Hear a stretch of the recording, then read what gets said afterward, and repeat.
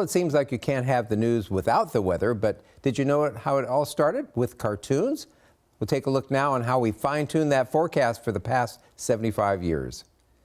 Weather forecasting dates back to the earliest days of television, but it was especially hard in the 50s when there was not a lot of weather information. So to keep it interesting, King 5 hired Bob Hale, a renowned local sign painter. And that's all I've done all my life is draw cartoons. I never thought I'd be on television doing it, but here we are. Bob blazed the trail for a decade, accompanied by his forecasting cartoon characters like Ole Snow and Sammy Seagull, just to name a few. Bob Cram took over and continued the cartooning tradition through the 60s.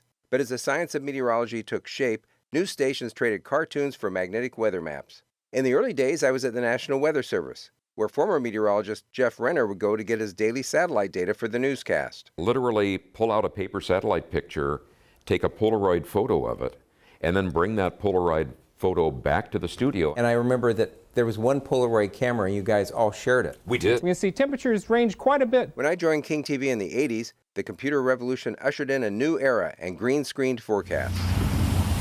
Washington State is a notoriously difficult place to forecast weather. The force of nature bears down on western Washington. Do you have a total of the number of inches so far in 24 hours? It's incredible when you take a look at it. That's why in 1994, King installed the first operational Doppler radar in Puget Sound. Year by year, we learn a little more about the complex microclimates that make up western Washington. There's been wonderful research done locally and nationally that gives us a much better feel. You know, you think of things like the Puget Sound Convergence Zone, you have a much better feel for where it's going to be. But our forecasters are not confined to the studio. We love getting outside and showing you the conditions live, or teaching you more about the world around us and what makes the forecast tick. We've had long-form stories, we've done documentaries.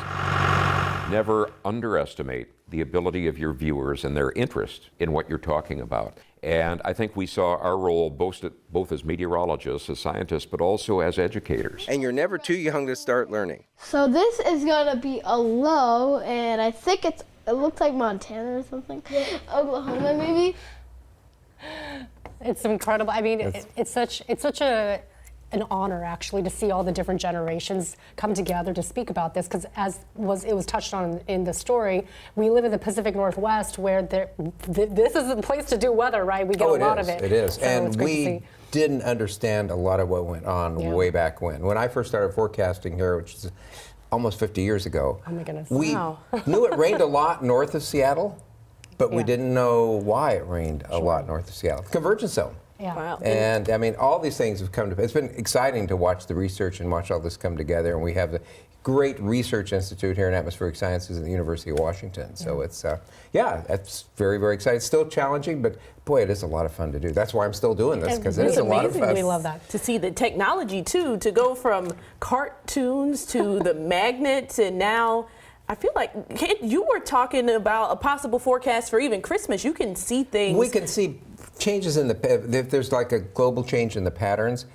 the models will occasionally pick that up to 4 to 6 weeks. You'll see a shift from like a warm pattern to a cool pattern. You can't say what day of the week it's going to happen or something, but it does happen. I mean, they're getting better and better, and we'll never be able to forecast for Christmas this far out. Early, there's too much chaos in the system, but it's in terms of what we expect.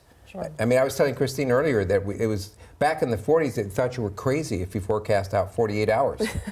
One day was the best you could hope for, and now we routinely do 7-10 days, and it's pretty close. And now everyone wants the answer right now. I know, They're like, I know. Please tell us what's going to happen. Talk is cheap, we need it right? to be, Let's deliver something. So